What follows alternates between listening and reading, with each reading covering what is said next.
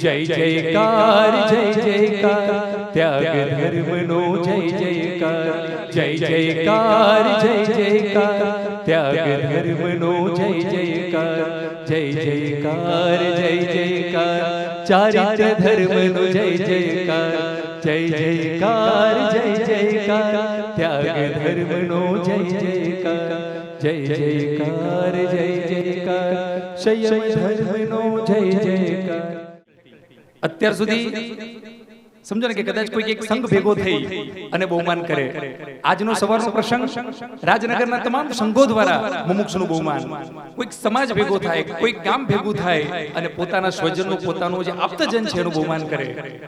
આજે કંઈક અલગ છે આજનો આ પ્રસંગ કે જેમાં અલગ અલગ ફેકલ્ટી અને માત્ર અભિવાદન કે માત્ર બહુમાન નથી, પરંતુ એક એવું સેશન લગભગ 45 થી 50 મિનિટ એવી એલોટ કરી છે કે જે કોઈ આપણને મૂંઝવતા પ્રશ્નો હોય અથવા તો આપણને એવું લાગે કે સાલું એવું તે શું છે કે જે અમે નથી છોડી શકતા ને આટલી દોમ સાહેબી ભોગવા છતાં પણ આ મુમુક્ષુ છોડે. અનેક ડાઉટ આપણા મનમાં હશે. સંયમ જીવન માટે પણ હશે, કદાચ જૈન ધર્મની જીવન શૈલી માટે પણ હશે.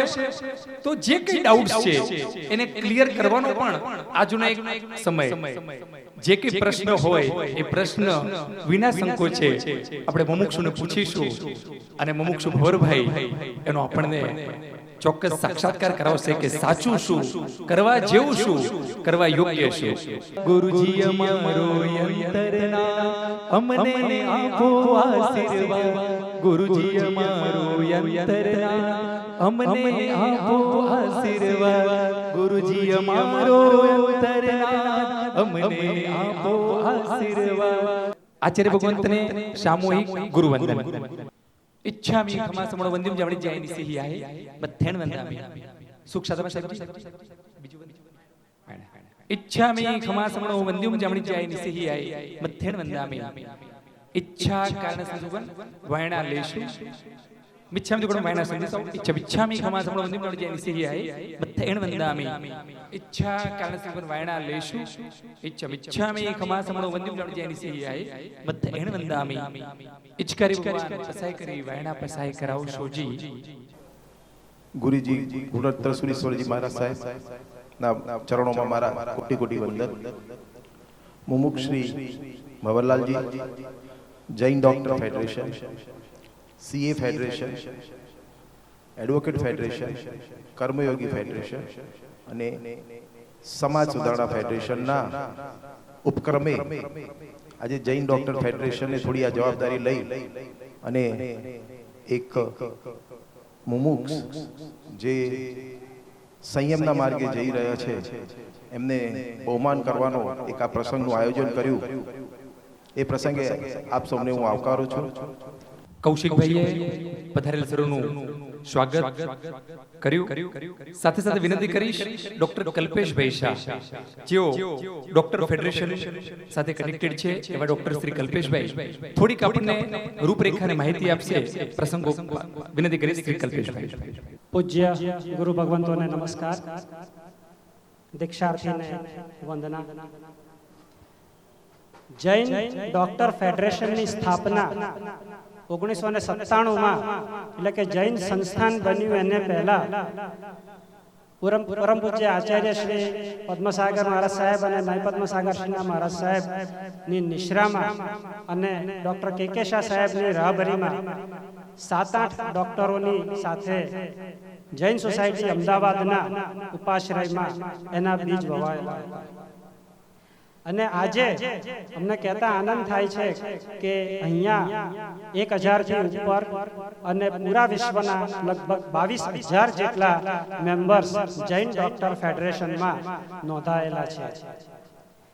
નેશનલ કોન્ફરન્સ, ઇન્ટરનેશનલ કોન્ફરન્સ અમદાવાદમાં, કોબા મધ્યે, રાજસ્થાનમાં, મુંબઈમાં, દિલ્હીમાં નિયમિત રીતે યોજાઈ અને એના પ્રોગ્રામ્સ અને બધાને મળવાના પ્રોગ્રામો પણ નિયમિત રીતે થાય છે. જૈન ડોક્ટર ફેડરેશન નિયમિત રીતે મેડિકલ કેમ્પ્સ, પાલીતાણામાં વર્ષી તપના પારણા વખતે અને 6 ગૌની યાત્રા વખતે પણ 5-7 હજાર માણસોને નાની મોટી ઈજાઓમાં સેવાઓ આપે છે. કેમ્પ નિયમિત રીતે થાય છે. મોતિયાના લગભગ ગુરુ ભગવંતોના 5000 થી વધારે ફેકો પદ્ધતિથી ઓપરેશન અત્યાર સુધીમાં થયેલ છે. અને સૌથી મોટી વસ્તુ કે પૂજ્ય ગુરુ ભગવંતો માટે શ્રમણ આરોગ્યમ અને શ્રાવકો માટે શ્રાવક આરોગ્યમ નામની જે સ્કીમો જાહેર કરવામાં આવેલી છે તેમાં પણ લાખો શ્રાવક શ્રાવિકાઓએ લાભ લીધેલો છે. અને ગયા વર્ષે ચંપકલાલ વિમળાબેન ચંપકલાલ ખેતાણી તરફથી 21 કરોડ રૂપિયાનું દાન મળેલ છે, જેની અત્રે અમે નોંધ લઈએ છીએ. પૈસા વગર કોઈ કામ થતા નથી અને પૈસાની હંમેશા ખૂટ રહે છે. એક પરિવારે 21 કરોડ રૂપિયાનું માતબર દાન આપેલ છે. અહીં બેઠેલા સર્વેને પણ વિનંતી કે પોતાના થકી અથવા તો કોઈને મોટિવેટ કરીને જ્યાં કોઈ સંસ્થાઓ સાથે મિત્રો સાથે જોડાયેલા હોય તો આ કામ માટે દાનની હંમેશા જરૂર હોય છે, તો એના માટે પણ પ્રયત્ન કરી શકાય છે. શ્રાવક આરોગ્યમાં એટલો બધો રિસ્પોન્સ મળ્યો કે શ્રાવક આરોગ્યમ ફેઝ 2 જાહેર કરવો પડ્યો અને એમાં પણ ખૂબ લોકોએ લાભ લીધો. આજના પ્રસંગે સર્વે ફેડરેશન ભેગા થઈ અને મુમુક્ષશ્રી શ્રી ભંવરલાલજીનું સન્માન કરવા માટે એમના દીક્ષાની ઉચ્ચ કોટીની એમના આત્માની ભાવનાને સન્માનવા માટે અને એ પુણ્યશાળી આત્માને સાંભળવા માટે અત્રે આપણે ભેગા થયા છીએ. દીક્ષાર્થી માટે હું એક જ વાક્ય કહીશ કે સંસારી અને સાધુ જીવનમાં ફરક શું છે. એક જ વાક્યમાં કહીએ તો જેના ડ્રેસ અનેક પણ એડ્રેસ એક, ડ્રેસ અનેક પણ એડ્રેસ એક એ સંસારી, પણ જેનો ડ્રેસ એક પણ એડ્રેસ અનેક એ સાધુ જીવન છે. કે નિશ્ચિત રૂપે પોતાનું અને જૈન ધર્મનું ઉત્થાન કરવા માટેના એમના પ્રયત્નોને આપણે બિરદાવીએ, એમની પાસેથી સાંભળીએ, પ્રેરણા લઈએ. સર્વેનું સ્વાગત, સર્વેને નમસ્કાર. જૈન શાસન માટેનું આ વર્ષ એટલે સંયમ વર્ષ. ચોક્કસ છેલ્લા કેટલાય વર્ષોમાં થયેલી દીક્ષા એનું તમે ટોટલ કરો અને આ વર્ષની દીક્ષાનું ટોટલ કરો ને તો કેટલાય વર્ષોનો આંકડો ઓછો પડે. આ વર્ષમાં જેટલા વર્ષના દિવસ એના કરતા દીક્ષાના પ્રસંગો વધી ગયા. લગભગ પ્રાય કરીને 400 ઉપર, મોર ધેન 400 ઉપર આત્માઓ પ્રભુના માર્ગે એટલે કે સંયમના માર્ગે આ જ વર્ષે. તમે આપણે બધા સાક્ષી છે કે ઘરમાં જેટલી લગ્નની પત્રિકાઓ વખતે નહીં આવ્યું ને એના કરતા વધારે સંયમની પત્રિકાઓ આવી છે. બસ તો ગયું ચાતુર્માસ પૂર્ણ થયું અને આ ચાતુર્માસની શરૂઆત થાય એના છેલ્લા દિવસો જ્યારે બાકી છે ત્યારે આ વર્ષનો એક ઇતિહાસ 45 દીક્ષાનો થઈ ગયો. સુરત રાજનગરમાં જે 45 દીક્ષાઓ કે જે લગભગ છેલ્લા પ્રાય કરીને 400-500 વર્ષ પછીની વિરલ ઘટના કે એક સાથે 45 આત્માઓ દીક્ષા લે અને વર્ષની પૂર્ણાહુતિના અંતે બીજી વિરલ ઘટના જે ઐતિહાસિક દીક્ષા. એક સૌભાગ્ય રાજનગર સુરતને મળ્યું તો બીજું સૌભાગ્ય રાજનગર અમદાવાદને મળશે. 29, 30 અને 31 અદ્ભુત ઐતિહાસિક દીક્ષાનો આ પ્રસંગ અને સુવિશાલ ગચ્છાધિપતિ જયગુરુ શ્રી મહારાજ સાહેબની નિશ્રામાં દીક્ષા દાનેશ્વરી ગુણરત્ન. આપણે એક પ્રશ્ન થાય કે 354 દીક્ષા, 354 રજોહરણ આ આચાર્ય ભગવાને પ્રદાન કર્યા, એવી તો એમનામાં શું લબ્ધિ હશે, એમની વાણીમાં એવી કેવી ગજબની તાકાત હશે, અથવા તો એમને જોતા જ કોઈકને ચારિત્રના મનોરથ થાય શું હશે એમનામાં. જ્યારે જાણવા મળ્યું આ બધું એમને નથી મળતું, કોઈ દેવગુરુની અસીમ કૃપા હોય, અસીમ કૃપા હોય.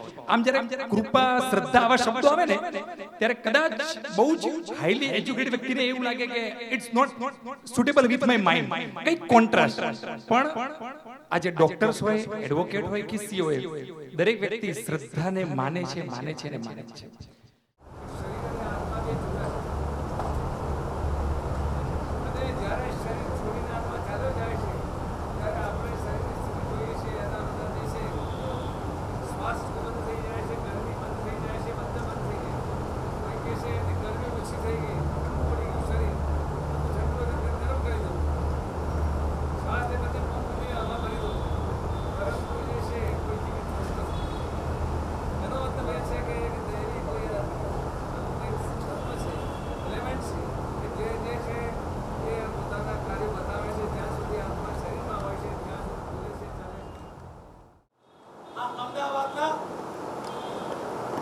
કહી શકાય એવા ભણેલા ગણેલા ભાગ્યશાળીઓ આજે પરમાત્મા જૈન શાસન નો છે જે કાર કરવા માટે તમે ભેગા થયા છો. ખૂબ ખૂબ અનુમોદના.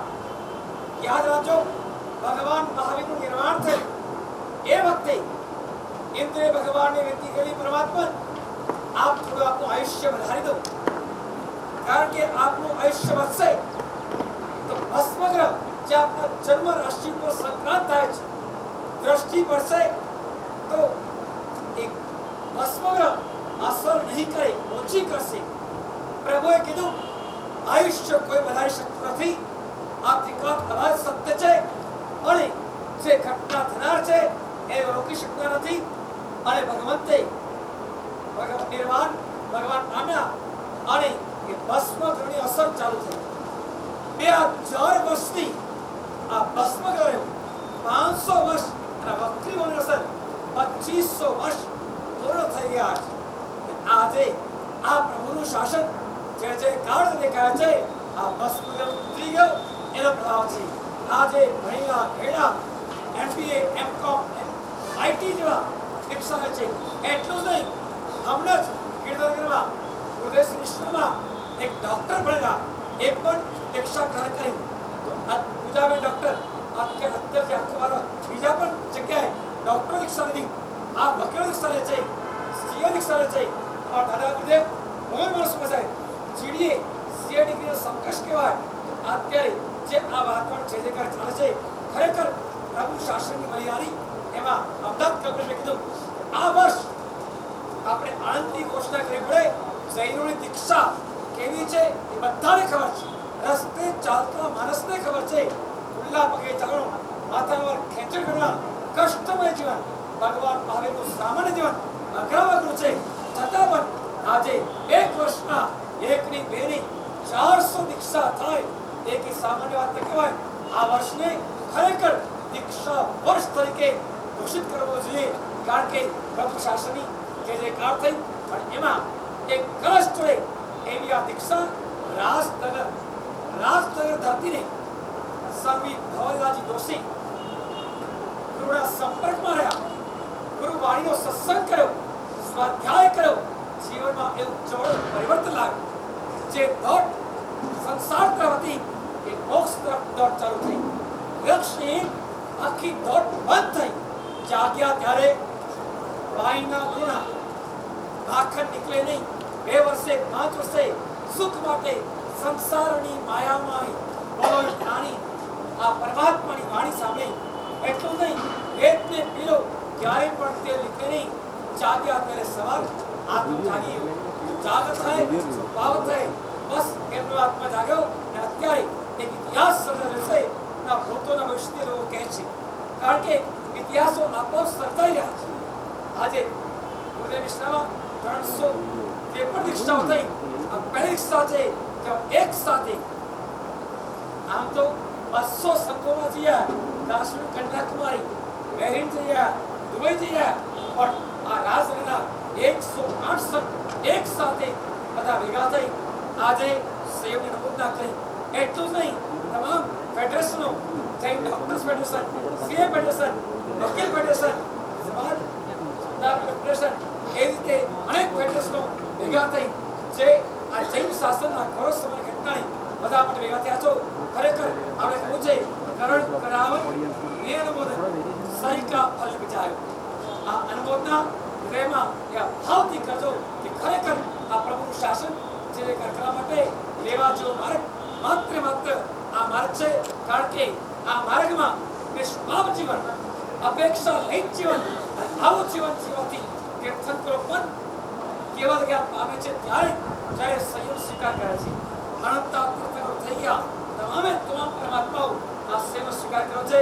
રાજામાં ચક્રવર્તીઓ અને શાલીપત્રો લાભાનું પેટી રોજ ઉતરે એવા પણ આ સંસ્થાનો ત્યાગ કરી અને સંયમનો માર્ગ સ્વીકાર કરો.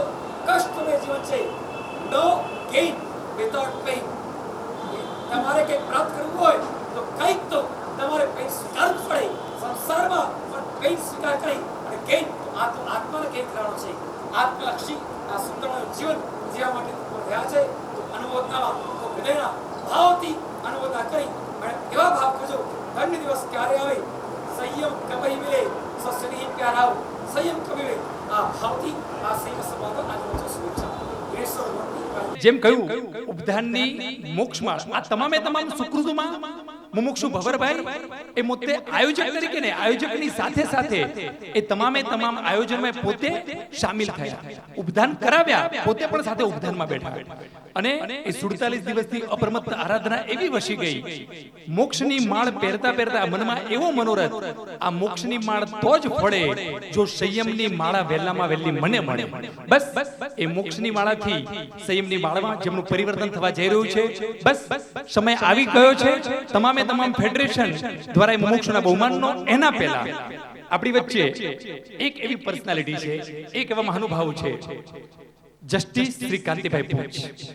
આજે મુમુક્ષુ સંઘવી પરિવારની ઈચ્છા છે કે જ્યારે આવા મહાનુભાવ અમારી વચ્ચે છે તો અમે પણ એમનું બહુમાન કરીએ તો વિનંતી કરી સંઘવી પરિવારને કે સૌથી પહેલા જસવંતભાઈ કોઠારી આપ શ્રી કાંતિભાઈ પૂજને ઉપર લાવો પૂજ્ય ગુરુ ભગવંતના આશીર્વાદ લઈ કાંતિભાઈની સરળતા તો જુઓ આ લેવલ ઉપર જે વ્યક્તિ પહોંચે ને એની વાતો ને વિચારો આવા જ હોય કે બહુમાન મારું નહીં આપ કહો તો ગુરુ ભગવંતના આશીર્વાદ લેવા માટે ચોક્કસ ઉપર આવું બહુમાનની પાત્રતા નથી યોગ્યતા નથી પણ સંઘવી પરિવાર એમને છોડવાનો પણ નથી આપણા બહુમાન વગર બરાબર છે આ મુમુક્ષુ રત્નોને વડાપ્રધાન અને રાષ્ટ્રપતિએ પોતાને ત્યાં ઇન્વાઇટ કર્યા અને પોતાને ત્યાં વાયણાનો પ્રસંગ બરાબર ને ભવરભાઈ બરાબર વાયણા આદિનો પ્રસંગ પણ જેમને ત્યાં ઉજવાયો ઇલેક્શનનો જ્યારે સમય હશે અને એ વખતે કદાચ નરેન્દ્રભાઈ પોતાના પક્ષના વિજય માટે જેટલી પણ સભાઓ એમને આયોજિત કરી હશે એવું કહેવાય કે જ્યારેથી દીક્ષાનું મુહૂર્ત નીકળ્યું ત્યારથી અત્યાર સુધી કર્મ મહાસત્તા સામેનો વિજય મેળવવા માટે મારા પ્રભુનું આ શાસન ચોમેર ફેલાય સંયમ ધર્મનો જય જયકાર થાય એવા શુભ ભાવથી ભવરભાઈનો આંકડો એના કરતા અનેક અનેક અનેક ગણો વધી ગયો છે નોટ વિધિન ઇન્ડિયા અમદાવાદનું તો એક પણ મેટ્રો ઇન્ડિયાનું એક પણ મેટ્રો સિટી બાકી નહીં હોય કે જ્યાં ભવરભાઈને લોકોએ બોલાવ્યા નહીં હોય ત્યાં ગયા નહીં હોય શ્રી કાંતિભાઈ પૂજ પહેલા આપ પધારો સ્ટેજ ઉપર પૂજ્ય આચાર્ય ભગવંતના આશીર્વાદ લો અને સંઘવી પરિવાર દ્વારા શ્રી કાંતિભાઈ પૂજનું બહુમાન આપણે ખૂબ ભાવથી તમામે તમામ ચરણને વધાવીએ ગુરુજી અમારો અંતરના અમને આપો આશીર્વાદ ગુરુજી અમારો અંતરના અમને આપો આશીર્વાદ ગુરુજી અમારો અંતરના અમને આપો આશીર્વાદ ગુરુજી અમારો અંતરના અમને આપો વિનંતી કરીશ સંઘવી પરિવાર વતી શ્રી દિનેશભાઈ ભવરભાઈના જો ભાઈ છે એમના દીકરા આદિ શ્રી પિયુષભાઈ જસ્ટિસ શ્રી કાંતિભાઈ પૂજનું બહુમાન કરી રહ્યા છે જૈનમ જયતિ શાસનમ જૈનમ જયતિ શાસનમ જૈનમ જયતિ શાસનમ બોલો બિરાદર જોર સે જૈનમ જયતિ શાસનમ બોલો બિરાદર જોર સે જૈનમ જયતિ શાસનમ બસ આપના થકી શાસન પ્રભાવના અનેક કાર્યો થાય એવા શુભ ભાવ સાથે જસ્ટિસ શ્રી કાંતિભાઈ પૂજનું પરિવાર દ્વારા બહુમાન બોલો જી શાસન દેવ કી જય પૂજ્ય આચાર્ય ભગવંત અને સાધુ ભગવંત જૈન સાધર્મિક ભાઈઓ અને બહેનો હમણાં જ કહ્યું એ પ્રમાણે એકચ્યુઅલી મને ખ્યાલ પણ નહોતો કે આજે અહીં આગળ આયોજન કરવામાં આવશે ખરેખર બહુ શોખ થાય છે આવા મોક્ષોની હાજરીમાં અને પૂજ્ય ગુરુ ભગવંતોની હાજરીમાં અને તે જૈન શાસન માટે કંઈ બે શબ્દો કહેવા એ ખરેખર ઉચિત લાગતું નથી પરંતુ એક શ્રાવક તરીકે ખરેખર જૈન ધર્મમાં જન્મ લેવો જૈન પરિવારમાં લેવું જૈન સંસ્કારો આચરવા અને જૈન ધર્મ સાથે તો ઇવન શૈક્ષણિક દ્રષ્ટિએ પણ મારે વિદ્યાર્થી કારકિર્દીથી સંકળાયેલો છું કદાચ જૈન માં એકચ્યુઅલી જ્યારે એમએમાં મારો સ્પેશિયલ સબ્જેક્ટ જૈનિઝમ હતો એટલે જૈન દર્શન સાથે ગુજરાત યુનિવર્સિટીમાં આવ્યો તો ઓનલી સ્ટુડન્ટ, પછી તો લો કર્યું, જજ બન્યા ને બધું થયું, વકીલાત કરી. પરંતુ આવી શુભ ઘડી જીવનમાં બહુ ઓછી આવતી હોય છે. ભવરભાઈએ જે કર્યું છે એ તો ખરેખર અદ્ભુત છે, અનન્ય છે. ખરેખર ઉત્તર દક્ષિણ બે ધ્રુવ હોય, આટલી જાહો જલાલી, આટલી સાહેબીમાં રહ્યા પછી આ સંયમ જીવનનો અંગીકાર કરવો એ કોઈ વિરલા જ કરી શકે. અને એક પેન્ડુલમની માફે એક ધ્રુવ તરફથી બીજા ધ્રુવ જવા જેવું આ પગલું છે. ખરેખર હું બહુ એની અનુભૂતા કરું છું, સરાહનીય કરું છું. અને એમના જ આ જીવનમાંથી આપણા બેઠેલા સૌને પણ કંઈ પ્રેરણા મળે અને જૈન શાસ્ત્રની પ્રગતિ અને ઉન્નતિમાં આપણે સૌ સહભાગી થઈએ એવી અભ્યર્થના ગુરુ મહારાજના આશીર્વાદ સાથે ભેરવું છું.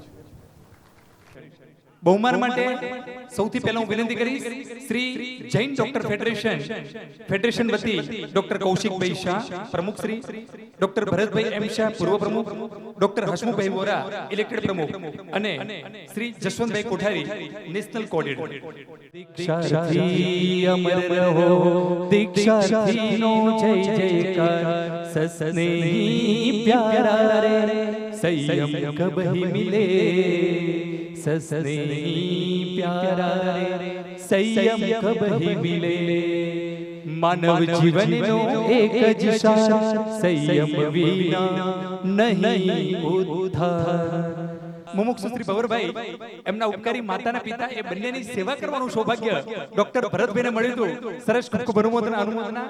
અને હવે શ્રી જૈન શ્રમણ સેવા સંઘ સાધુ સાધુ ભગવંતોની વૈયા વચમાં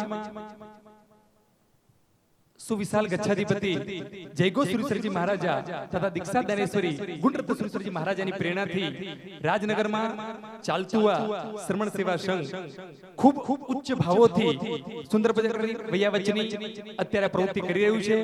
1500 થી 2000 સાધુ સાધુની દર વર્ષે મેડિકલ આદિની તમામ વૈયા વચ લગભગ 21 જેટલા કાર્યકરો ખડે પગે આ સુંદર સેવાનો લાભ આપી રહ્યા છે. વિનંતી કરીશ એ સેવા સંઘમાંથી શ્રી સિદ્ધાર્થભાઈ, શ્રી આશીષભાઈ અને શ્રી સચિનભાઈ આપ ત્રણ સ્ટેજ ઉપર પધારો અને મુમુક્ષુ ભવરભાઈનું બહુમાન કરો. સરસ. અદ્ભુત એવા જીન શાસનને વંદન વંદન હો જો, અદ્ભુત એવા જીન શાસનને વંદન વંદન હો જો, અદ્ભુત એવા જીન શાસનને વંદન વંદન હો જો. મુમુક્ષુને વંદન, દીક્ષાર્થીને વંદન, મુમુક્ષુને વંદન, દીક્ષાર્થીને વંદન. અદ્ભુત એવા જીન શાસનને વંદન વંદન વંદન. શ્રી મધુકરભાઈ ડગલી, શ્રી મુકેશભાઈ કાપડિયા અને શ્રી રાકેશભાઈ શાહ આપ ત્રણેય મુરબ્બી સ્ટેજ ઉપર પધારો અને મુમુક્ષુ ભવરભાઈનું ભાવથી બહુમાન અભિવાદન કરો. સરસ. વંદના વંદના સ્વીકારો અમારી વંદના, વંદના વંદના સ્વીકારો અમારી વંદના.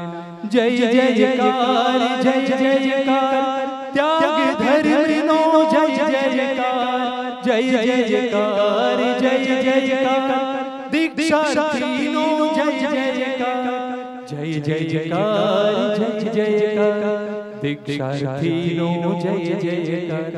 એડવોકેટ ફેડરેશનના મુરબ્બીશ્રીઓ અત્યારે મુમુક્ષુ ભવરભાઈનું બહુમાન કરી રહ્યા છે. ખૂબ ભાવથી આપણે એક ક્ષણના સાક્ષી બનીએ અને ખૂબ ભાવથી મુમુક્ષુના બહુમાનને વધાવીએ. ત્રીજું ફેડરેશન ચાર્ટર્ડ એકાઉન્ટન્ટ ફેડરેશનના મહામંત્રી શ્રી સંજયભાઈ વિશા, શ્રી અજીતભાઈ શાહ અને શ્રી સિદ્ધાર્થભાઈ શાહ. જય જયકાર. આપણે બધા છે ને અનુમોદના કરવામાં જરાય પાછા ન પડીએ. આચાર્ય ભગવંતે એક સુંદર આપણને ટિપ્સ આપી દીધી, કરણ કરાવણ ને અનુમોદન સરીખા પર નિપજાય. આપણે તો બસ અનુમોદનાના શુભ ભાવ સાથે એ જે સુકૃતો કરે છે એ સુકૃતોમાં આપણે યથાયોગ્ય લાભ લેવાનો છે. બધા અનુમોદના. જય જયકાર, જય જયકાર, દીક્ષાર્થીનો જય જયકાર, જય જયકાર, જય જયકાર, દીક્ષાર્થીનો જય જયકાર. સંઘનો દીકરો દીક્ષા લે, વાહ ભાઈ વાહ, વાહ ભાઈ વાહ. શંખનો દીકરો દીક્ષા લે વાહ ભાઈ વાહ દોષી પરિવારનો દીકરો દીક્ષા લેવા નીકળ્યો દોષી પરિવારનો દીકરો દીક્ષા લેવા નીકળ્યો ખૂબ ભાવ સાથે ચાર્ટર્ડ એકાઉન્ટન્ટ ફેડરેશન મુમુક્ષુને માળા શ્રીફળ અને સાલ અત્યારે અર્પણ કરી રહ્યા છે ખૂબ ઉત્તમ ભાવોથી એ જે પંથે જઈ રહ્યા છે પંથની અનુમોદના કરવા દ્વારા એમનું બહુમાન વિનંતી કરીશ હવે શ્રી જૈન સમાજ વિકાસ ફેડરેશન આ ફેડરેશન જૈન સમાજની જેટલી પણ જ્ઞાતિઓ છે એ જ્ઞાતિઓને એક કરવાનું કામ એકતા એ જૈન શાસનનો મોટામાં મોટો પ્રાણ છે અનેકવિધ કાર્યો જો વ્યક્તિ એક થાય તો કરી શકે અને અનેક જ્ઞાતિઓ છે આપણે બધા જાણીએ છીએ એ બધી જ્ઞાતિઓને ભેગા કરવાનું કામ જૈન સમાજ વિકાસ ફેડરેશન કરી રહ્યું છે વિનંતી કરીશ એના જે મહાનુભાવ છે શ્રી વિક્રમભાઈ બ્રોકર શ્રી મહેન્દ્રભાઈ શાહ અને શ્રી જશુભાઈ શાહ આપ ત્રણેય સ્ટેજ પર પધારો શ્રી વિક્રમભાઈ બ્રોકર મહામંત્રી તરીકે શ્રી મહેન્દ્રભાઈ શાહ શ્રી જશુભાઈ સરસ શ્રી સમાજ વિકાસ ફેડરેશન વતી મુમુક્ષુ ભવરભાઈનું બહુમાન દીક્ષાર્થી અમર રહો દીક્ષાર્થીનો જય જયકાર જય જયકાર જય જયકાર ત્યાગ ધર્મનો જય જયકાર જય જયકાર જય જયકાર ત્યાગ ધર્મનો જય જયકાર સરસ ખૂબ ભાવથી આનંદથી સમાજ વિકાસ ફેડરેશને પણ બહુમાન કર્યું અને છેલ્લે શ્રી જૈન કર્મયોગી ફેડરેશન એ જૈન કર્મયોગી ફેડરેશન વતી વિનંતી કરી શ્રી જેબી શાહ શ્રી પરેશભાઈ પી શાહ શ્રી વસંતભાઈ શાહ અને શ્રી અશ્વિનભાઈ શાહ દીક્ષાર્થી અમર રહો દીક્ષાર્થીનો જય જયકાર દીક્ષાર્થી અમર રહો દીક્ષાર્થીનો જય જયકાર જય જયકાર જય જયકાર દીક્ષાર્થીનો જય જયકાર જય જયકાર જય જયકાર દીક્ષાર્થીનો જય જયકાર ત્યાગ ધર્મનો જય જયકાર ચારિત્ર ધર્મનો જય જયકાર સંયમ ધર્મનો જય જયકાર જય જયકાર જય જયકાર परम पूज्य आचार्य भगवान दीक्षादान श्री श्रीमद विजय गुणरत्न सुरेश्वर जी महाराज साहब, परम पूज्य आचार्य भगवान श्रीमद विजय रवि रत्न सुरेश्वर जी महाराज साहब, परम पूज्य आचार्य भगवान श्रीमद विजय रश्मि रत्न सुरेश्वर जी महाराज साहब, पन्यास प्रवर समस्त साधु भगवान एवं समस्त साध्वी जी भगवान के चरणों में कोटि कोटि वंदना। विशेष करके आज का ये कार्यक्रम सभी हमारे Jain doctor federation, chartered accountant federation, advocate federation, समाज सेवी संस्था और समाज विकास संस्था एवं कर्मयोगी जितने भी हमारे संस्थाओं के रहे उनके द्वारा ये आयोजित किया गया कार्यक्रम के अंदर मैं आप सभी का आभार व्यक्त करता हूं कि आज मुझे आप सभी से रूबरू होने का मौका मिला। मैंने आज सुबह भी बताया था कि मेरा इस दिल्ली राजनगर के अंदर, अहमदाबाद राजनगर के अंदर जो दीक्षा महोत्सव करने का कारण कोई एक और भी था, तो उसमें एक कारण मेरे मातुश्री और पिताश्री का यहाँ पर ही देहावसान हुआ था और यहीं पे इसी शाहीबाग हॉस्पिटल के अंदर, राजस्थान हॉस्पिटल के अंदर शाहीबाग के अंदर हमारे बीच में बैठे हुए भरत भाई शाह, शायद उस वक्त मैं अपने पिताश्री के समय तो मैं तो उद्यान तक के अंदर था, लेकिन जो मुझे समाचार मिले थे और मातुश्री के समय में भी मैं बाहर था, लेकिन मैं बाहर से बाद में आया, तब इसी शाहीबाग के अंदर राजस्थान हॉस्पिटल के अंदर मेरे माताश्री और पिताश्री दोनों का देहावसान यहाँ हुआ था। और ये तो वैसे ही अहमदाबाद तो धर्म नगरी है, तो इस धर्म नगरी के अंदर मुझे ये आयोजन करने का सौभाग्य मिला, तो उसमें आप जैसी सेवा संस्थाओं के होने की वजह से मेरी एक अटैचमेंट आप लोगों के साथ जुड़ी कि ऐसे राजनगर के अंदर मेरे माताश्री पिताश्री का देहावसान हुआ और वहाँ पर इतना अच्छे ढंग से सेवा जो की, तो मुझे वो भी एक कारण मेरा इसके अंदर बना। आचार्य पद्म सागर सुरेश्वर जी महाराज साहब के निश्रा के अंदर सर्वप्रथम वो दिल्ली में जब आए और ये जितने भी फेडरेशन बने हैं उनके सबके जो नींव के अंदर था, तो वो 1994 के अंदर युवक महासंघ की स्थापना हुई। श्री जैन श्वेतांबर मूर्ति पूजक युवक महासंघ की स्थापना हुई 1994 के अंदर, और मैं उसका फाउंडर संयोजक बना था पहले, क्योंकि वो चतुर्मास जो पद्म सागर सुरेश्वर जी का करवाया था, वो हमारे परिवार ने ही उसके अंदर मुख्य लाभार्थी के रूप में ये लाभ लिया हुआ था। और उनको दिल्ली में चतुर्मास कराने की विनंती भी हमने कुछ 3-4 हमारे श्वेतांबर राजस्थान जैन श्वेतांबर मूर्ति पूजक संघ के हम 3 व्यक्ति थे, उन्होंने मिलकर के किया। लेकिन वहां आने के बाद में जो ये युवक महासंघ की स्थापना हुई और हरिद्वार ट्रस्ट की स्थापना हुई, क्योंकि वहां पे मंदिर का कार्य चल रहा था, तो वो मेरे जीवन की एक शुरुआत थी। और आज उसी का इतना बड़ा मतलब विकराल रूप जो बना है, इतना बड़ा रूप बना है कि जिसके अंदर जैसा कि बताया कि 1997 में जब गुरुदेव, क्योंकि 94 का चतुर्मास दिल्ली किया, 95 का चतुर्मास उन्होंने फिर कलकत्ता किया, और 96 का फिर दिल्ली किया था। और उसके बाद जब गुरुदेव यहाँ आए तो उन्होंने यहाँ पर अलग अलग फेडरेशन बनाई, लेकिन वो शुरुआत जो हुई थी वो श्री जैन श्वेतांबर मूर्ति पूजक युवक महासंघ की हुई थी। और मुझे अच्छी तरह से याद है कि जब ये फेडरेशन भी बनाया था, तो इसका पूरा कार्य देखने के लिए जितनी भी अलग अलग फेडरेशन बनाई थी, तो उस वक्त ये युवक संघ को ही ये कार्य दिया था, जिन्होंने सबों को लिस्टिंग करके सभी लोगों को यहाँ पर जोड़ा था। और आज तो ये बहुत बड़ा पूरे भारतवर्ष के अंदर ही नहीं, लेकिन इंटरनेशनल लेवल पर जियो, जीतो और ये अलग अलग फेडरेशन जैसी बहुत बड़ी संस्थाएं बनी हैं। और इससे हमारे जैन समाज के लिए बहुत बड़ी गौरव की बात है कि सबसे पहला उसका एक बहुत बड़ा कार्य जो हुआ है, जिसको अब कोई भी नकारात्मक दृष्टिकोण से नहीं देख सकता, जो एक सकारात्मक अगर एक दृष्टिकोण देखा जाए, तो हमारे जैन संघ का, जैन समाज के जो हम अलग अलग लोग सभी अलग अलग जगह सेवा कर रहे थे, वो सब पूरे भारतवर्ष के नहीं बिल्कुल पूरे विश्व के अंदर एकत्रित हो गए और सबों की एक एक फेडरेशन बन गई, जिससे हम लोगों का आपस में एक दूसरे के साथ में समन्वय बना। वो सबसे बड़ा हमारा एक उपलब्धि अगर कही जाए तो वो सबसे बड़ी उपलब्धि रही। और उसके बाद में जैसे कि अलग अलग कार्य भी हुए, IAS का कार्य हुआ, श्रवण सेवा का कार्य हुआ, श्रावकों उपासक का भी कार्य हुआ।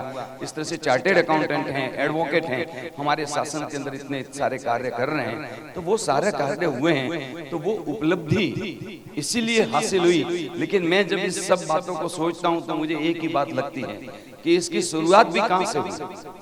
अगर हमारे गुरु भगवंत नहीं होते, अगर हमारे को ये प्रेरणा नहीं देते, तो हम इंडिविजुअली कोई भी व्यक्ति किसी को, हम सब इतना हमारा अहम और मैं इतना काम करता है कि हम वैसे तो एक हो नहीं सकते हैं, लेकिन गुरु भगवंतों की निष्ठा के अंदर और उनका मार्गदर्शन जब मिलता है, जब हमारा मैं और हम सब वहीं पे खत्म होकर के इस तरह के संगठन बन पाते हैं। और गुरु भगवंतों की निष्ठा और उनके मार्गदर्शन से जब ये संगठन बनते हैं तो अपने आप ही स्वतः ही ये संगठन पनपने लग जाते हैं। लेकिन गुरु भगवंतों का मार्गदर्शन बहुत बड़ी बात है। हमारे आचार्य भगवान गुणरत्न सुरेश्वर जी महाराज साहब से भी, लक्ष्मी रत्न सुरेश्वर जी महाराज साहब से मैंने पूछा, मैंने कहा आप भी? तो बोले कि बिल्कुल, मैं भी इस संस्था के अंदर जो श्रमण सेवा का कार्य कर रहे हैं, बिल्कुल सभी संघों के साथ, सभी संस्थाओं के साथ में हम भी इनकी बहुत अनुमोदना करते हैं कि राजनगर के ये सारे फेडरेशन बहुत ही कार्य कर रहे हैं। बस मैं अब जब अपने दीक्षा की बात पे आता हूँ तो उसमें भी एक यही बात है कि आज अगर हमारे बीच में हमारे गुरु भगवंत नहीं होते, आज हमारे पास में ये भगवान महावीर की वाणी इन गुरु भगवंतों के पास से नहीं पहुंचती, मेरे पास में भी, तो शायद मैं भी इस संसार के सारे अर्थ और काम के इस पुरुषार्थ के अंदर इतना मस्त हो चुका था कि कभी भगवान महावीर के बताए हुए पथ को और ये संयम मार्ग अपनाने का कभी विचार भी नहीं कर सकता था। उसके अंदर चाहे पहली शुरुआत या दूसरी शुरुआत या अंतत्व सबसे लास्ट के अंदर जो इसका पूर्ण रूप से भाव बना, तो वो सारी जगह पे सभी जगह देखा जाए तो गुरु भगवंत और गुरु भगवंत, सिर्फ गुरु भगवंतों की वजह से ही मैं इस पद तक पहुंच पाया।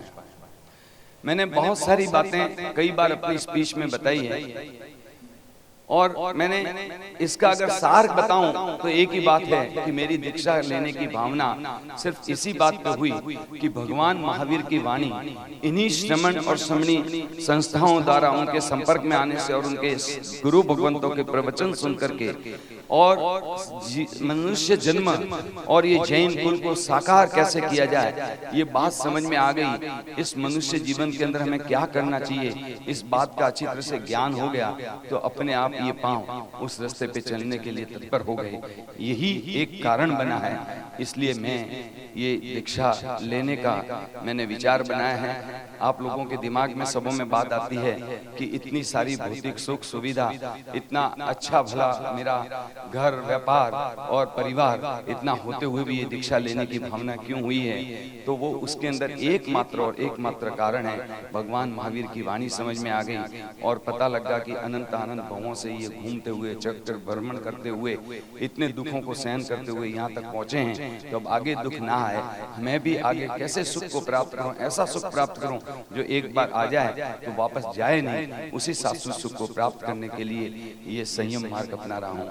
अब मैं बहुत ज्यादा आपको अपनी इस बारे में जो अपने विचार में क्या क्या चीजें आई वो ना बता करके मैं चाहूंगा, क्योंकि दूसरा सेशन जो उन्होंने रखा है कि आपके मन में अगर कोई भी सवाल है, कोई भी आपके मन के अंदर किसी भी चीज की कि मेरे अंदर कोई भी चीज कैसे पैदा हुई, स्पेसिफिक कोई ये करे कि छोटे छोटे क्वेश्चंस भी होंगे तो मैं आपको शायद वो बता करके ज्यादा से ज्यादा लोगों को जो कि कुछ भ्रम रहते हैं तो उसको मैं दूर करने के, क्योंकि मेरे अपने अनुभव में, वैसे तो गुरु भगवंत पाठ पर बैठे हुए हैं, उनके सामने मेरा बोलना कुछ भी नहीं होता, क्योंकि गुरु भगवंत जो चीज बता सकते हैं उसका मैं आगे तिनके जैसा भी काम नहीं कर सकता। लेकिन मेरे अनुभव में मुझे ये दीक्षा के भाव क्यों पैदा हुए, क्या क्या हुआ मेरे जीवन में, क्या आया, आप क्या सोचते हो मेरे लिए, तो मैं आपके मन में जो बात चल रही है वो बात आप मेरे से पूछ करके मेरे अनुभव से मैं यहाँ तक कैसे पहुंचा वो बताने के लिए मैं तत्पर हूँ। इसलिए मैं चाहता हूँ कि आपके अंदर से जो भी बात आपके अंदर आए वो पूछे तो मैं बताने को तैयार हूँ।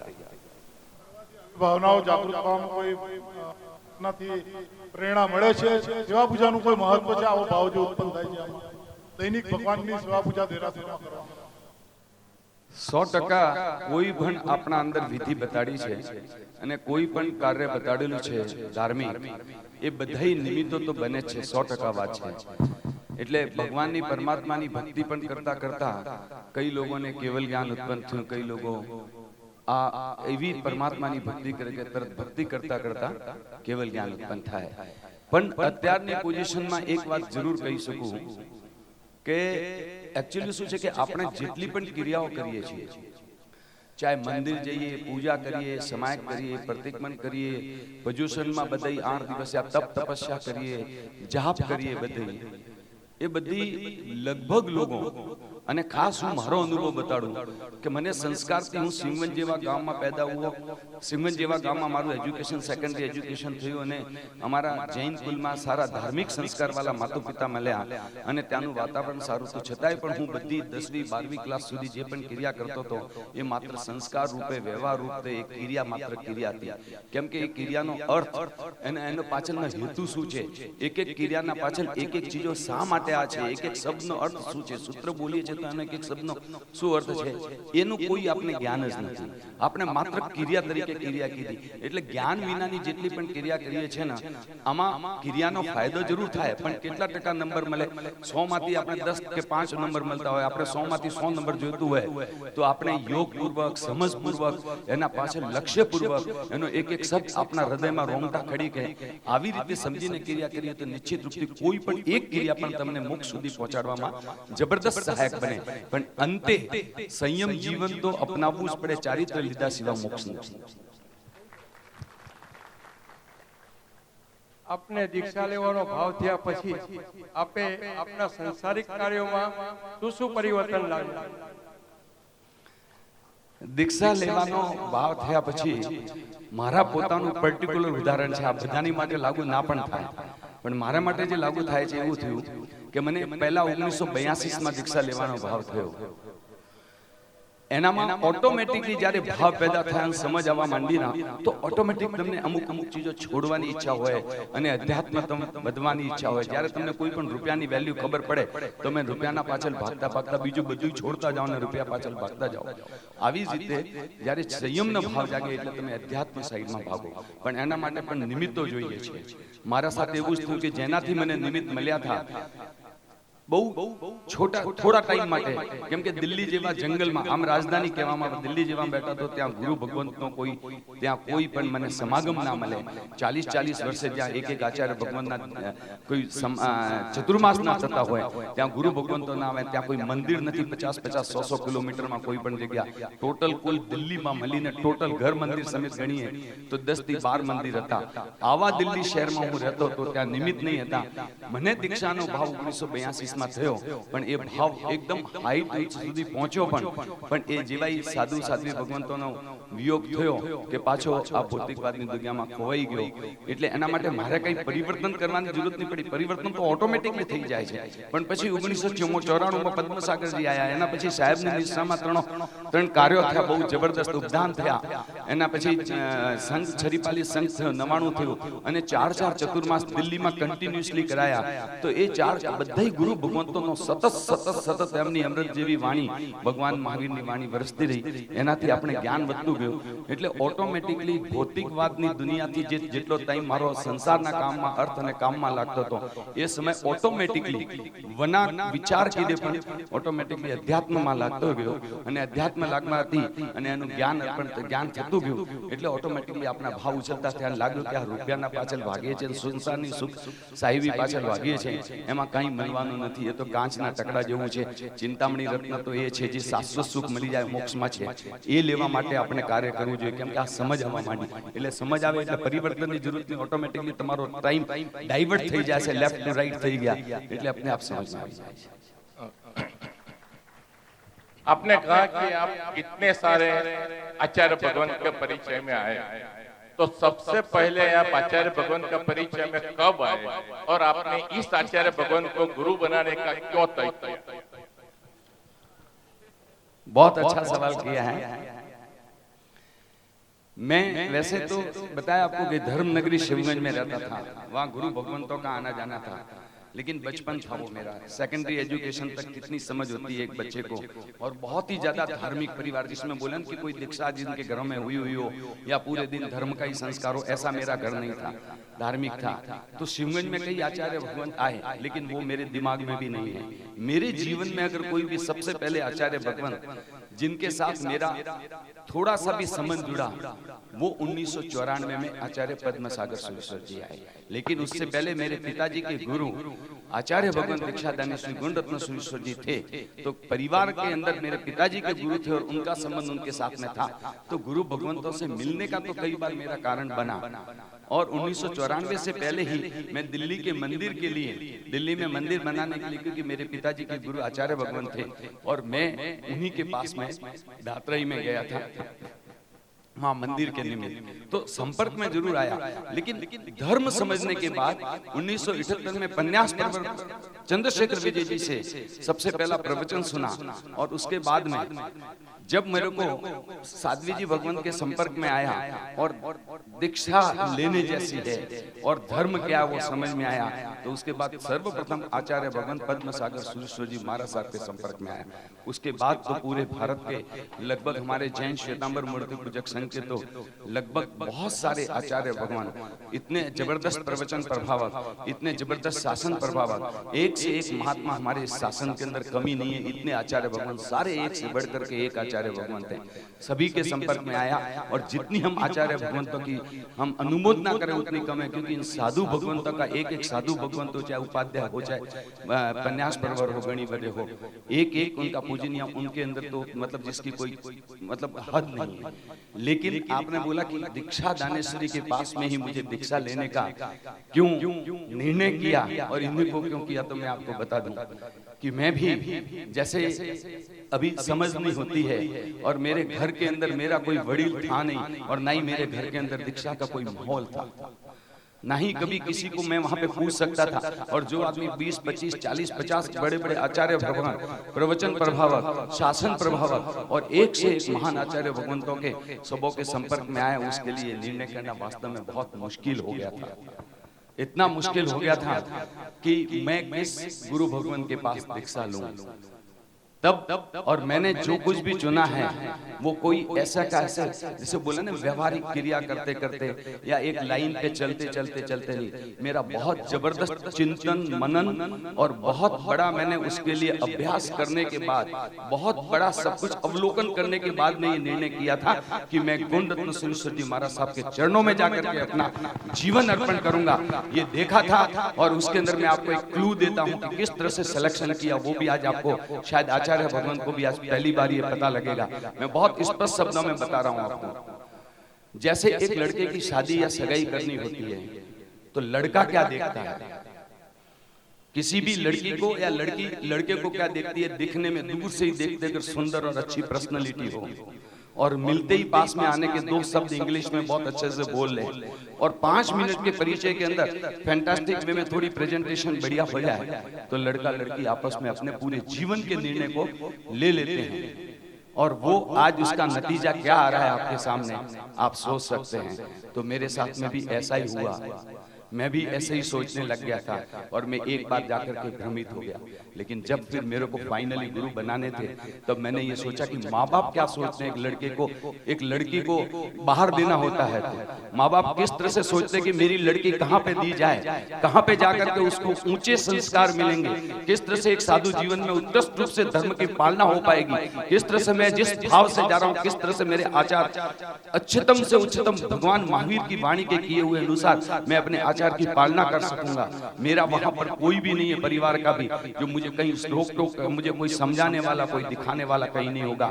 तो जैसे लड़की के लिए देखते हैं कि वहां जिस घर में देते हैं वहां पे सिर्फ सुंदरता ही नहीं देखनी है, सुंदरता भी एक पार्ट है, व्यक्तित्व भी एक पार्ट है, लेकिन उसके अलावा घर परिवार संस्कारी है या नहीं है। वहां मेरी बेटी जाएगी तो वहां एडजस्ट होगी क्या नहीं होगी, वहां जाने के बाद में मेरी बेटी को वहां वो उनके घर वालों के अंदर क्षमता कैसी है, निभाएंगे कि नहीं निभाएंगे। जिस तरह से एक माँ बाप अपनी बेटी को देने के लिए जिस तरह से सोचते हैं, ऐसा लंबी सोच के बाद में बहुत कुछ चिंतन मनन स्वयं अकेले करके किसी को भी पूछने जाऊं तो वो कहेगा जिसका जो होगा, वो कहेगा इसके पास ले लो, वो कहेगा उसके पास ले लो, वो उसके पास। मैं किसी को पूछने लायक नहीं था। एक बार गुरु भगवान को भी आकर के नहीं पूछ सकता था कि गुरु भगवान मैं दीक्षा किसके पास जाकर के लूं। ये आपको आज रियलिटी बता रहा हूं आचार्य भगवान के सामने। ये मेरे जीवन की, मेरे ना घर में पूछ सकता था, भाई को, बहन को या नहीं किसी को, उनको तो दीक्षा से कोसों दूर। और संयम जीवन में किसके पास जाना। और मेरा जितना स्वयं का आचार्य भगवंतों से जितना संपर्क रहा है, एक से महात्मा, एक से एक विभूति है हमारे जैन समाज के अंदर, कोई कम नहीं है, लेकिन जीवन तो एक को ही समर्पित करना था। और फाइनली आचार्य भगवान के बड़े गौरव के साथ कहता हूं कि मैं इतना खुश हूं, इतना खुश हूं जिसकी कोई लिमिट नहीं है और मेरी प्रसन्नता की कोई हद नहीं है। मैं ऐसे गुरु भगवान के चरणों में अपना शीश चरण में अपना दे रहा हूं। आपके विद्यार्थी जीवन का सबसे बड़ा पर्पस या ऑब्जेक्टिव, मतलब कि अपने खुद का जो है वो तो है ही, दीक्षा के लिए या श्रावक के लिए कोई स्पेसिफिक पर्पस या मेथड। और सबसे पहला भगवान ने भी बोला है कि संसार स्वार्थी है, संसार स्वार्थी है। इसलिए संसार में जितने भी रिश्ते नाते जो कुछ भी है ना, वो सारे स्वार्थ में है। अगर आप देखें तो चल सकता है आपका किसी के साथ 50 साल से संबंध हो, 50 साल से पति पत्नी का आपस में बहुत इतना एक दूसरे से प्यार करते हो, इतना जबरदस्त संबंध हो, और 50 साल के बाद में इतनी हाइट पे हो, उसके बाद में पता लग जाएगा कि किसी का किसी और के साथ संबंध है, वो 50 साल का संबंध 1 सेकंड के अंदर कहां जाकर के खड़ा रह जाता है। तो भगवान ने कहा कि दुनिया में हर दूसरे का एक दूसरा स्वार्थी संसार है। जब तक जिसका स्वार्थ जिसके साथ निकलता है तब तक सारे रिश्ते नाते हैं। और रही बात ये कि मैंने ये दीक्षा क्यों ली है, तो भगवान ने ये तो बताया कि स्वार्थ में संसार है, तो हर व्यक्ति स्वार्थी है। तो मुझे भी ये कहने में कोई दिक्कत नहीं है कि मैं भी स्वार्थी हूँ, लेकिन स्वार्थी में फर्क है। अभी तक स्व मतलब अपने शरीर को समझ चुका था, अपने शरीर के पोषण के लिए और अपने इस जीवन के रिश्तों के लिए जो हमारा पुद्गल है इसको ही स्व समझ करके बैठ गया था, जबकि आत्मा स्व है और अपने स्व का कल्याण के लिए, अपनी आत्मा का कल्याण के लिए मैं दीक्षा ले रहा हूँ। आत्मा का कल्याण मतलब एक सिंपल सी क्लियर कट बात है कि उस मोक्ष सुख को प्राप्त करने के लिए, उस शाश्वत सुख को प्राप्त करने के लिए मैं दीक्षा ले रहा हूँ, क्योंकि बहुत हो गया इस पर का और इस पराये संसार के भ्रमण के अंदर मैं जो भ्रम में था वो भ्रम टूट चुका है। कोई रिश्ता वहां नहीं आने वाला है, कोई धन संपत्ति वहां पे साथ में आने वाली नहीं है, कोई कुछ भी नहीं आने वाला है। लेकिन जब मैं एक साधु बनकर स्व आत्मा का कल्याण करूंगा, इस पर से दूर हो जाऊंगा, इस शरीर से दूर हो जाऊंगा और बाकी भी जितने ये पुद्गल है उससे दूर हो जाऊंगा, तो उसके बाद में निश्चित रूप से जब अपनी आत्मा का कल्याण करने के लिए मैं प्रभु के बताए हुए पथ पर चलूंगा और जब मेरा स्वाध्याय बढ़ेगा और 5, 10, 12 साल के अंदर ये पुष्प खिलने लगेगा तो इसकी खुशबू स्वतः ही फूलेगी, स्वतः ही फैलेगी। जैसे एक पुष्प अगर खुलता है तो उसकी खुशबू फैले बिना रहती नहीं है। हमारे आचरण गुरु भगवंतों के रंग ढंग रहने के तरीके, तौर तरीके देख करके एक रोड पे चलता हुआ आदमी भी जब उनको पता लगता है कि ये जैन साधु है, किस तरह से नतमस्तक होता है, चाहे उनके परिचय नहीं भी होता है तो उस त्याग तपस्या को और परमात्मा की वाणी का अनुसरण कर करके जब ये पौधा खिल चुका है तो इनको नतमस्तक हो जाता है और उनको देख करके ही प्रेरणा मिल जाती है और ये घर घर गली गली शहर शहर जगह घर जाकर के भगवान महावीर का संदेश अब देते हैं। किस कारण से? जीव मात्र के लिए कल्याण का, हित का और मैत्री भाव रख करके भगवान महावीर की वाणी को परोसते हैं और पूरे जीव को, जीव मात्र के लिए, हम तो सिर्फ मानव समाज के लिए या बड़े बड़े पशु पक्षी के लिए करते हैं, लेकिन ये तो जीव मात्र मतलब उसमें सूक्ष्म जीव भी आ गए। उन जीव मात्र के कल्याण के लिए जो हमारा जैन साधु करता है वो काम एक जैन साधु ही कर सकता, बाकी कोई नहीं कर सकता। नमस्कार जी, नमस्कार साहेब। જે પરમ સુખની શોધમાં આપ કમળ માર્ગ સ્વીકારવા જઈ રહ્યા છો, અત્યારની ક્ષણે અથવા તો જ્યારે તમે મુહૂર્ત લીધું એ પછી તમને એનો કોઈ આંશિક અનુભવ થયો છે? જો થયો હોય તો અમને એનું વર્ણન કરો, અમને ખબર પડે કે આવો અનુભવ અત્યારે હોઈ શકે। मैंने बहुत अनुभव हुए, बहुत अनुभव हुए। मैं आपको बताऊं, हाँ एक मिनट इनके सवाल का जवाब देता हूँ। वो शायद आम आदमी को वो अनुभव होता भी नहीं है। 1982 के अंदर जब मेरे को दीक्षा लेने के भाव पैदा हुए थे, उस वक्त की मैं आपको बात बताता हूँ और लॉजिकली आपको समझ में आ जाएगा कि क्यों हुआ था ऐसा। मेरा साम्राज्य बहुत छोटा था, मतलब मेरा अभी तो कैरियर शुरू ही किया था। 71 में मैं बिजनेस के लिए बाहर निकला और 1982 के अंदर ही मेरे दीक्षा के भाव पैदा हो गए। तो उस वक्त मेरा साम्राज्य बहुत छोटा था और उस वक्त उन 4 महीनों की तपस्या ने, 4 महीने के उन प्रवचन और 4 महीनों के संपर्क ने मेरे को वहां तक ला दिया था। मैं आपको रियल में बता रहा हूँ कि उस वक्त मेरे जीवन में मैंने अपने जीवन को बहुत संकुचित कर लिया था। 2 ड्रेस रखने, पाँव में चप्पल नहीं पहनना, ज्यादा कुछ बढ़ाना नहीं, कोई संपर्क था नहीं और आगे संपर्क बढ़ाने की कोई भावना नहीं थी। पूरे दिन बाकी संसार के भौतिकवाद से दूर, क्योंकि पन्यास प्रवर के प्रवचन सुने हुए थे, टीवी से दूर रहो, पिक्चरों से दूर रहो, ये सारी चीजें पन्यास प्रवर ने भी कही थी और वो सारी चीजें हुई। तो ये सबसे बड़ी बात क्या थी कि उस वक्त 24 घंटे जब मेरा साम्राज्य ही छोटा था, मेरी महत्वाकांक्षा ही नहीं थी, मेरी इच्छा शक्ति ही नहीं थी और उसको मैंने त्याग के रूप में समझ करके बहुत ही लिमिटेड जीवन कर दिया था। तो जब किसी चीज की महत्वाकांक्षा ही नहीं है, आपको किसी चीज की प्राप्ति के लिए कोई आप किसी चीज के पीछे भाग ही नहीं रहे हो, तो स्वतः ही आपके दिमाग में शांति और सुख शांति का अनुभव होगा ही होगा। आज हम क्या है, चाहे करोड़ों अरबों खरबों कितना भी रुपया हो जाए, आप हिंदुस्तान का नहीं पूरी दुनिया का सबसे बड़ा आदमी पैसे वालों को देख लो, चाहे जिसके पास सबसे ज्यादा पावर है, ओबामा को देख लो या हमारे दिल्ली हिंदुस्तान के मोदी को देख लीजिए, इनके पास न जाने कितने पावर हैं, कितनी रुपए हैं। जितनी संपत्ति बढ़ी, जितना नाम यश बढ़ा और जितना पावर बढ़ा, उतनी उसकी महत्वाकांक्षा बढ़ती जाती है और अशांति का कोई हिसाब नहीं रहता है। वो सुख की जगह दुख लेकर के घूमता है और जिसके पास में साम्राज्य छोटा है और जिसने अपनी सीमा, अपनी भावनाओं को, अपनी आकांक्षाओं को, अपनी इच्छाओं को लिमिट में कर दिया, तो निश्चित रूप से उसके पास में दुख का भंडार कम हो जाएगा और सुख की अनुभूति होने लगेगी। और मेरा अपना अनुभव बताता हूँ, 1982 के अंदर 24 घंटे रात को सोते उठते दिन में, क्योंकि पूरे दिन स्वाध्याय होता था और उस स्वाध्याय के अंदर मेरे को एक दादा आकर के रोज अगर रात को सपने आते थे और रोज अगर कुछ भी नजर आता तो परमात्मा के सिवा कुछ नहीं आता था। और दूसरी बात, आप इस चीज से भी एक अंदाजा लगा सकते हैं कि एक जमाना था, आप शायद उसी जमाने के होंगे, जब लोग पहले है ना कुछ कुछ ज्यादा साधन नहीं थे एंटरटेनमेंट के लिए, तो लोग नॉवेल पढ़ा करते थे और गुलशन नंदा और ऐसे कुछ 2-4 ऐसे नॉवेल आते थे वो पढ़ते थे। तो लोग जब उस नॉवेल को पढ़ते थे, शुरू जिस समय करते थे ना, उसको जब तक एंड नहीं करते थे तब तक सब परिवार को भूल जाते थे, घर का खाना भूल जाते थे, नींद बीमारी सब भूल जाते थे। उसके अंदर इतना रमणता के अंदर पढ़ते थे, वो आपको क्या अनुभूति होती थी, बस वही अनुभूति जब आप परमात्मा की वाणी को पढ़ेंगे और उसके अंदर डूबेंगे, जब आपको वो अनुभूति होगी कि सारा सुख आपके सामने नाचेगा, दौड़ेगा, आपका रोम रोम नाचने लग जाएगा। मेरा परिवार पूरा का पूरा यहाँ बैठा हुआ है, शायद आसानी से तो मिल नहीं सकती है संसार के मुंह में। पहले तो अपना ही छूटना बहुत मुश्किल है, पहले तो हमारा ही निर्णय होना इतना मुश्किल हो जाता है इस संसार के मुंह को छोड़ करके।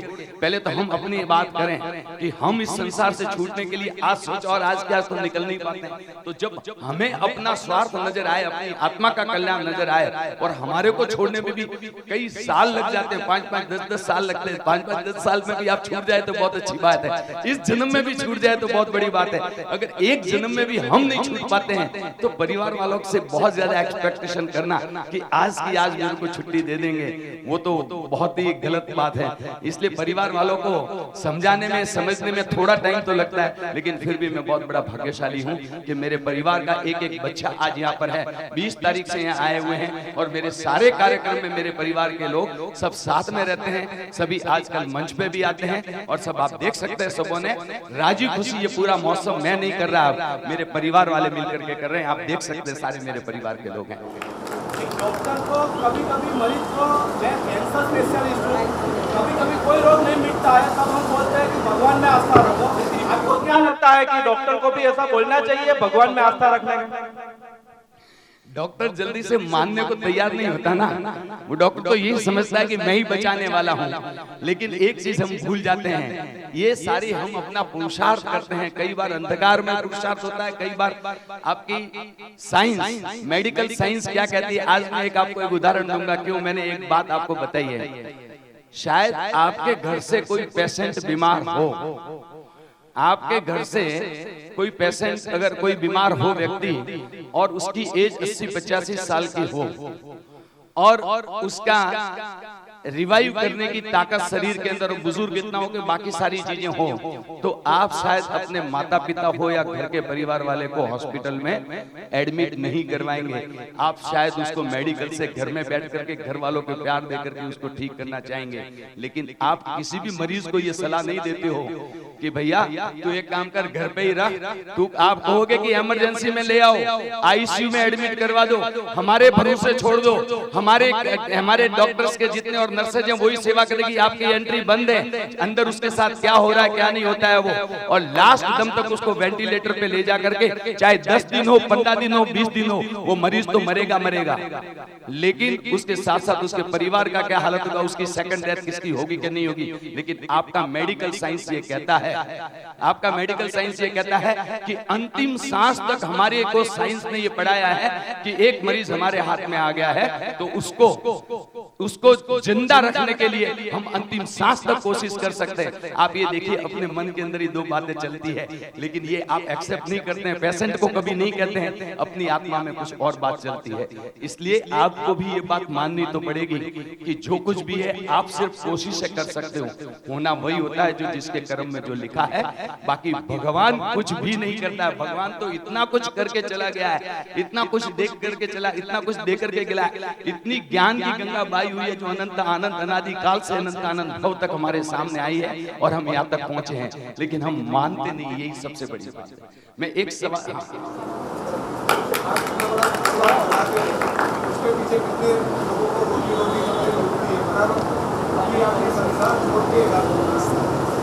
इनकी बात वैसे भरत भाई को बीच में इसलिए कि अगर माइक ने काम करता, doctor V S Mehta, head of the neurosurgery in All India Medical Institute संदाइन, तो उन्होंने मेरे को ये सवाल किया था क्योंकि उनसे बहुत ही आत्मीय प्यार था।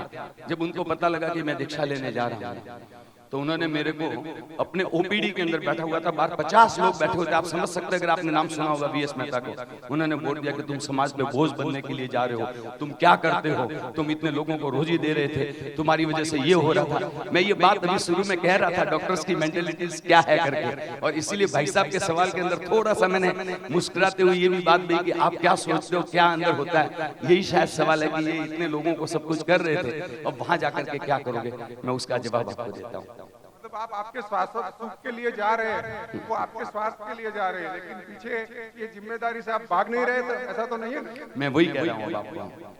अभी मैंने शायद भरत भाई ये बात कही थी अभी कि एक जैन साधु, पहले तो हर व्यक्ति, डॉक्टर से भी मैं पूछता हूँ कि आपने जब एमबीबीएस की और डॉक्टरी एमडी किया है, जो भी किया आपने, तब उस वक्त क्या सोच से की थी? आपने अपने लिए, अपने कैरियर बनाने के लिए की थी या और किसी का कल्याण करने के लिए ली? पहले तो आदमी हमेशा स्वार्थी बन करके ही काम करता। भगवान ने तो साफ बोला कि हर व्यक्ति स्वार्थी है, लेकिन हम अपने आप को देखें। अगर हमने अपना असेसमेंट करना है तो देखें कि हम कोई भी कार्य पहले करते हैं तो वो अपने स्वार्थ के लिए करते हैं। उसके बाद नेक्स्ट स्टेप आता है कि हमारे पास कुछ पैसा बच जाता है, हमारे पास कुछ समय बचता है, हमें फिर अपने यश, नाम और कीर्ति की लालसा हो जाती है। फिर हमारे साथ इसके अंदर जुड़ जाता है समाज सेवा, धर्म, लोगों के लिए कार्य करना, ये सारी बातें जुड़ जाती हैं। लेकिन हकीकत में भगवान के दृष्टिकोण से तो सारा स्वार्थ नहीं करता है, लेकिन हम उसमें भी भ्रमित हैं। हम जिसको अपना समझने के स्वार्थ समझते हैं, वो हम इस पुद्गल का स्वार्थ देखते हैं। भगवान ने कहा उसमें भी पढ़ने जैसा नहीं है, वास्तव में तो स्वार्थी बनने जैसा है। सो मतलब अपनी आत्मा का अर्थी बनना है, और अपनी आत्मा का अर्थी बनोगे तो निश्चित रूप से, क्योंकि स्व आत्मा का रूप स्वरूप ही ऐसा है। गुरु भगवंत आपको मुफ्त में आकर के घर घर, शहर शहर, जंगल, एक गांव में जाकर के आपको वाणी सुनाते हैं। वहां पे भी आपको जाने को सुनना नहीं है। आप 25 साल जहां पे ये लगाते हो, वहां पे मैं आपसे पूछता हूं, कभी किसी ने तत्व की बात सुनने के लिए 25 घंटे भी लगाए? 25 घंटे भी हमने अपने तत्व ज्ञान को, भगवान महावीर की वाणी को सुनने के लिए लगाए नहीं है। हमारे गुरु भगवान 24 घंटे उपासना के अंदर अवेलेबल है, उपलब्ध है, जाकर के हमारे पास सुनने को समय नहीं है। लेकिन वहां हमारी इच्छा ऐसी बन गई है कि गुरु भगवंत हमारे घर में आए या हमारे घर में आकर के सब कुछ पढ़ाते रहे, और बस हम बाकी कार्य के लिए कहीं पे भी पहुंचे। ये बिल्कुल उनसे अपेक्षा करना गलत है। वो पहले अपने कल्याण के लिए निकले हैं। अपने कल्याण का मार्ग छोड़ करके जो अपना ही पथ से पथभ्रष्ट हो जाएगा, तो वो दूसरों का क्या पथ निहारेगा। इसलिए आशा रखना ही बेहतर है। जय जिनेंद्र, आप जो करने जा रहे हो बहुत उत्तम कार्य है, लेकिन आपके हर एक सवाल का आपको एक निचोड़ दे देता हूँ। आपने जैसे बताया तत्व ज्ञान, आप पहले से ही पढ़ते होते पाठशाला में, तो जैनों का रिवाज होता है। आज मैं डॉक्टर हूँ, मैं कुछ भी कार्य करता हूँ तो पहले भगवान नजर आते हैं, फिर दूसरा नजर आता है। अगर आप में जैन का खून दौड़ता है तो समझे। मेरे घर में मेरे दादा ने दीक्षा ली थी, आपकी उम्र से भी थोड़ी ज्यादा। तो ये सब का निचोड़ ये होता है। एक जन ने पूछा कि आपकी फैमिली, एक जन ने पूछा आपका बिजनेस। जस्टिस बुद्ध साहब ने बहुत बढ़िया कहा, it is travelling from one pole to the other. You can always travel from one pole to the other, but you cannot travel in the universe. You are changing your life in the universe. अभी आजकल हम Facebook पे रहते हैं, तो मेरा एक लंगोटिया दोस्त है, तो गिरनार गया था, तो उसने भगवत वेश धारण किया था, तो मैंने एक पंक्ति लिख दी थी, वो आपके लिए भी मान्य रखती है, जरा गौर कीजिए। खराब नहीं लगाने का, उसने तो मेरी फ्रेंडशिप तोड़ दी एक ही लाइन में, समझे, फेसबुक पे। मैं तो मजाक कर रहा था, और आपसे तो उम्मीद कर रहा हूँ कुछ। अपने में एक कहावत है, 100 चूहे खा के बिल्ली हज को चली। You have to justify yourself. Yes, ठीक कह रहे हैं आप, बिल्कुल ठीक कह रहे हैं। पूरी दुनिया देख ली, पूरा संसार देख लिया, मैंने तो ये उम्र में संसार देख लिया, फिर भी भावना होती है, लेकिन नहीं जा रहा हूँ, क्योंकि I can do what I want. आज मेरे पास 100 सर्दी आती है तो मैं 100 की सेवा कर सकता हूँ। आज पुलिस वाले को गर्मी में मैं नींबू पानी पिलाता हूँ, आज उनको आई ड्रॉप्स देता हूँ। I can do what I can from my own money. So you can spend your money the way you want. और तत्व ज्ञान की बात छोड़ो, तत्व ज्ञान तो इतना डीप है कि यहाँ काफी डॉक्टर्स हैं और एक लेडी डॉक्टर भी है। They are very deep, very deep, मतलब आपको बैठे बैठे सब समझा देंगे। तो यू जस्टिफाई योरसेल्फ। ये क्या है कि आप अपना क्वेश्चन अगर शॉर्ट में करेंगे तो आंसर देने मुझे, नहीं तो इतने में आपका सवाल ढूंढने में बहुत टाइम लग जाएगा। आप एक शॉर्ट में सवाल कीजिए, मैं आपका इसका जवाब देने को तैयार हूं। हाँ, बस वो समझ गया था मैं। आपने कहा ना कि 100 चूहे काट करके बिल्ली हंस के चली, इसीलिए आप लोगों को या हम लोगों को बार बार इस पाठ से कहा जाता है कि 8 साल की उम्र के अंदर ही दीक्षा लेनी चाहिए। लेकिन हमारा ही पड़ा हुआ वर्ग ये कहता है कि 8 साल की उम्र में दीक्षा लेकर के आप उसके ऊपर बहुत जबरदस्ती थोप रहे हैं। मैं एक बात आपसे आज पूछना चाहता हूं, 25 साल की उम्र तक बच्चा जो भी अपना कैरियर बनाता है, पढ़ाई करता है, जो अपना कैरियर चूज करता है कि मैं डॉक्टर बनूंगा, चार्टर्ड अकाउंटेंट बनूंगा, इंजीनियर बनूंगा, who decide it? You tell me just now, because our parents decide, not a child who decide, so always he decide. एक मिनट में आपकी बात का जवाब मैं आपको दे दूं ना, तो जब हम छोटी एज के अंदर बात करते हैं तब कहते हैं कि साहब 8 साल की उम्र ठीक नहीं है। जब हम युवा वय की बात करते हैं, जब बोलते हैं कि साहब अभी भी तो उन्होंने शादी की है और अभी आप उसको दीक्षा दिला देते हो। जब 50 की एज में जाते हैं तो बोले कि साहब अब तो इनका परिवार अभी इनके ऊपर डिपेंड है और जब करना है। अब जब मेरी उम्र में 60 की उम्र में मैं दीक्षा लेता हूं तो बोलते हैं कि साहब आपने तो सारे शौक मौज भोग कर लिए, अब जा रहे हो जब जगह जब सवेरा। आप 60 नहीं 65 साल की उम्र में दीक्षा लेने की आपने एक प्रण ले लो, मैं मान जाऊंगा आपके अंदर। 70 साल की एज में आज डिसाइड कर लो कि मैं दीक्षा ले लूंगा तो मैं मानने को तैयार हो जाऊंगा। 100 चूहे खा करके बिल्ली हंस पे चलिए, ये बिल्कुल ठीक है, लेकिन मुझे अफसोस है इस बात का कि मैं अपने जीवन के अंदर 50 साल बेकार कर चुका हूं। 50 साल के अंदर जितने पापों का मैंने भंडार भर दिया है, जितनी हिंसा कर करके मैंने भंडार भर दिया है ना, उसकी निर्जरा करने के लिए मेरे पास ये 20 साल बहुत कम है। शायद अगले और 2-4 भव करने पड़ेंगे और संयम जीवन अगले भवों में भी लेकर के फिर मैं उसकी निर्जरा कर पाऊंगा। अद्भुत, बस स्पीचलेस। एक जो सबसे पहला सवाल आया था मैं उनका जवाब ही नहीं दे पाया, गुरु भगवान की आज्ञा होते। मुझे मालूम है समय तो बहुत हो गया है। सभी जीव करो शासन रसी दीक्षार्थी श्री भवरलालजी दोषी प्रश्न जैन धर्म સાયન્ટિફિક વૈજ્ઞાનિક છે તે વિષયમાં તમારા અનુભવો અને જાણકારી દાખલા સાથે આપવા વિનંતી છે। જૈન ધર્મ સાયન્ટિફિક છે એ તો ભગવાન મહાવીરે કેવલ જ્ઞાનથી જોયેલું છે। સાયન્સ તો એનું બાલ બરાબર છે, રોજ સાયન્સ નવા શોધ કરે છે અને રોજ સાયન્સ આપણી જબાન બદલે છે।